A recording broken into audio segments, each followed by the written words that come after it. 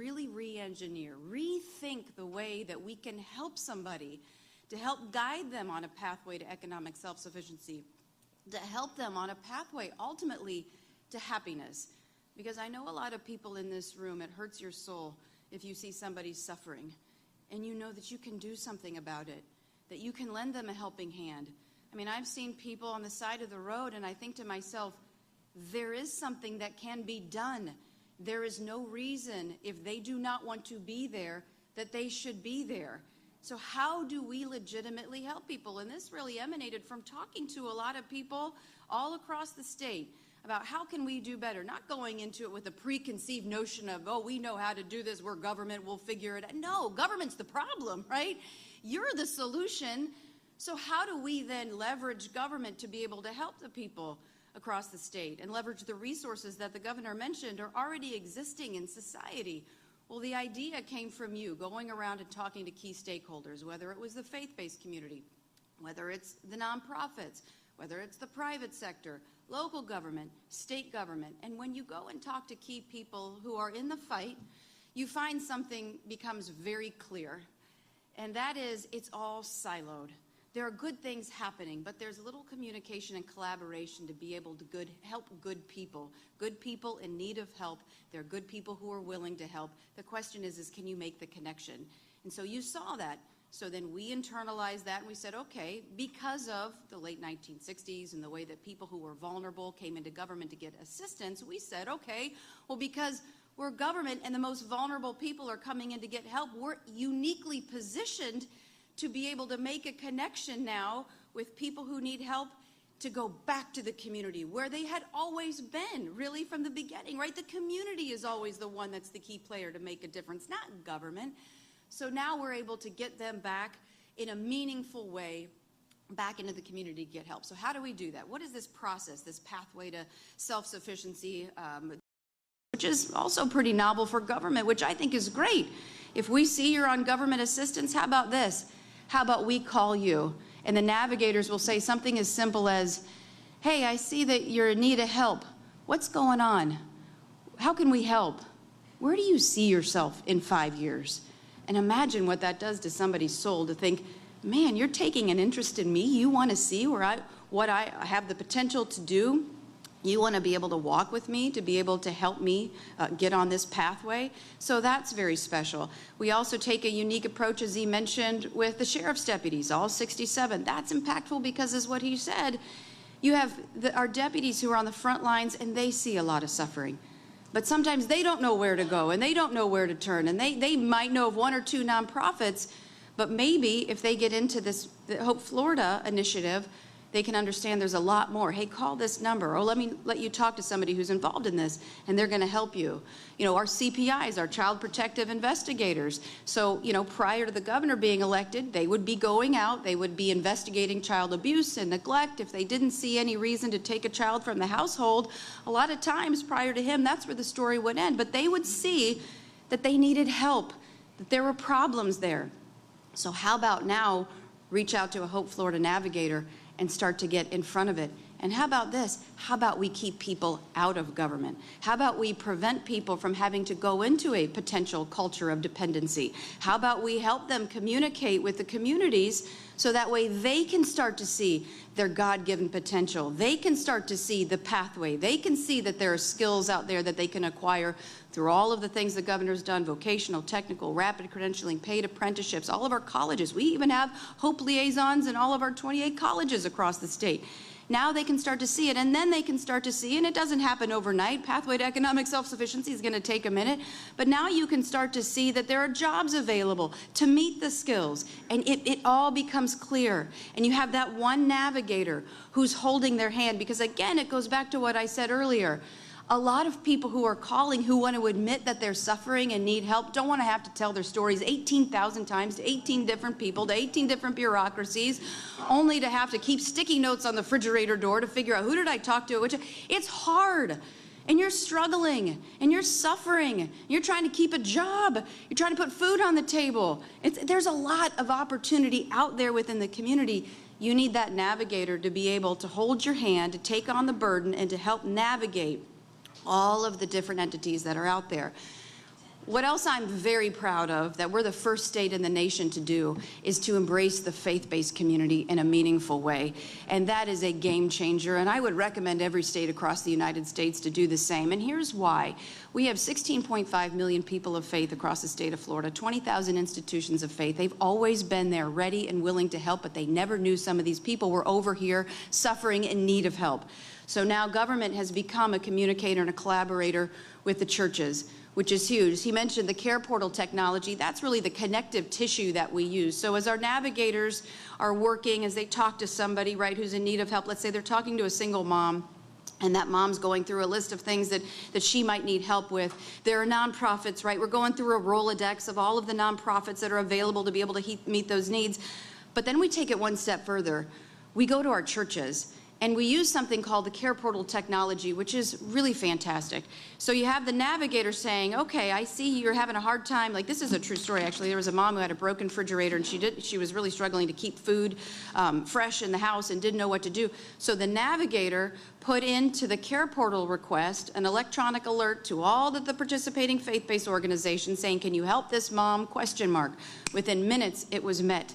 And the church literally delivered everything to her front doorstep. Fresh cooked meals, lasagna, whatever. Imagine what that does. The church and good people in the community now realize that mom needs help and she's suffering. An unbelievable connection with so many layers that I couldn't even sit up here and articulate to you just happened because you have good people who wanted to help, good people in need of help, and now they're together. And that does so much, not only to put food in the refrigerator and to get a new refrigerator, which they ended up doing, it does so much for their soul. And you know what it provided? Hope. That's what this is all about. It's about hope, giving somebody a helping hand to be able to find hope and happiness. So we've been able to do that, and to his point, it doesn't just pertain to single moms, it's single parents, it's children aging out of the foster care system, foster and adoptive families, it's our veterans, elder affairs. Just imagine if the church knew that there was a senior citizen sitting at home by themselves, and they were sad and alone and didn't know where to turn. If the church knew that that person were there, don't you think for a second you guys would show up with a plate of lasagna or whatever? I sang lasagna, but whatever it might be, something to say, hey, how's it going? Or different nonprofits that are out there that provide these companionships. But imagine if you're suffering to try to go to Google or DuckDuckGo or whatever it might be to figure out what pieces you have to put together. It's confusing. You can have the best resources in the world. You can have the best programs in the world. But if you don't know that they're out there, what good are they? Particularly if you're suffering. So as you follow this path, right, is this philosophy, this idea that we can do better, that we can legitimately help people. That's what it's rooted in, helping people. You can see that as we evolve, we meet immediate needs, we triage those needs, we involve the faith-based community. We also provide something that's really powerful, which is mentorship. So for a single mom, let's say, she's, holding down a job, she's getting her skills, she's trying to do everything. We say, oh, and by the way, there's some really good mentorship opportunities for your child. Take a child fishing, big brothers, big sisters, whatever it might be, and think about now what that does, because I can tell you the one thing that you can do to change the trajectory of a child who is suffering or who has troubled beginnings or, has dealt with, just difficult times is to be able to provide mentorship. I've actually worked with our juvenile justice system, and I've had a chance to meet kids who have gone through tough times and have come out successful on the other side. And many of you have heard me say this, but I will ask them all the same question. As a matter of fact, I just did this last week. I asked them all the same question. I said, how did you get here? Because I was meeting them at the governor's mansion. So they've really accomplished great things. They're entrepreneurs, they're class presidents, they're going to college, they're doing all these things, and they all give me the same answer, every single one of them. In a different way. They don't know that they're doing it, but they do. They say, somebody took an interest in my life and they gave me value. They gave me worth, and they gave me hope. And that changed the trajectory. But then I got to thinking, because I was talking to a lot of these people, and with the children, I'm thinking, you know what Hope Florida's doing? It's providing mentorship of people who are struggling. Just because you're older than 18 doesn't mean you don't need a mentor too. And having that person to be able to lean on, to cry on their shoulder, to get through tough times, man, I don't even think that people realize what that does. That gives you so much hope that you can do it. And to have somebody on the other end of the line when you're struggling as a single mom say, you got this, you can do it. Let me show you all of the jobs. Let me show you all of the skills. Let me show you Santa Fe College, great college, where they literally will show you how to get skills for a job that is already in the workplace. They kind of work backwards. And by the way, this college is really great. They provide childcare for you and your family while you're sitting there getting these. So there's all these things that are out there. So you have the navigator who's really trying to put all of the pieces together to help on this pathway to economic self-sufficiency. And so I would just say from the bottom of my heart of everything that everybody is doing to try to make a difference, what we are doing is good. What we are doing is just. Sometimes you have to put on the full armor of God and you fight because you know what you're doing is righteous. You know that you're fighting for somebody who needs someone to fight for them, that they might not have felt that. But I would say to all the navigators that I've had the opportunity to meet in particular, you're doing good, and we're proud of you standing up every day. I mean, I've met some of these navigators, and they really are the secret sauce, right, to be able to take this interest. These navigators are spending their weekends, their time off, their holidays, going around to people's homes if they don't think that they're going to have a Thanksgiving meal, literally doing it on their own dime because they believe in the mission. We have a 93% retention rate with our Hope Navigators. And why? Because for the first time, they're within government, right? These are a lot of people. 93% also, by the way, have been repurposed. So they were processing grants and payments in the beginning. Now they're navigators. They're a part of the solution. And when I talk to them, they say, for the first time, I feel empowered to make a difference. Prior to this, I felt like, it was just, here's your check, and, hope it goes well. And, I wanted to do something, but I couldn't. Now they can. Now they can be a part of the solution. Now they can feel empowered to be a difference maker in their life. And I think that that is incredibly powerful. And so we're going to continue to fight. We're going to continue to work on how we can leverage our faith-based communities to help with daycares. We're going to look at how we can help kids with unique abilities in schools, because I'll tell you, there's a lot of kids and parents, when they find out that their kid has a unique ability, they don't know where to turn sometimes. They don't know the questions to ask. They feel like they're on an island. How about we bring it all together? How about if your child needs help, maybe they need a wheelchair? How about instead of going to the taxpayer, let's go to the faith-based community? Because I can tell you in 2 seconds, if you see a careport entry saying this child, your congregation is going to raise the money and they're going to get it done. That's just what you do because that's what in your soul. That's why you guys do what you do.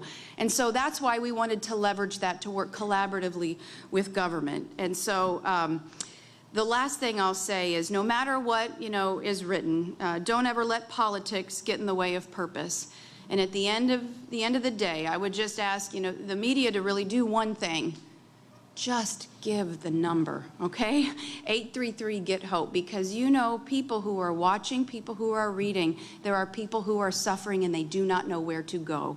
And if they knew that that was there, that someone was willing to listen and help them on a pathway to whatever they want, happiness, prosperity, self-sufficiency, purpose, volunteering, job, whatever it might be, it's there. So I would just say your call to action would be 833-GET-HOPE. And again, it's just a privilege and an honor to fight for some good folks who deserve someone to fight for them.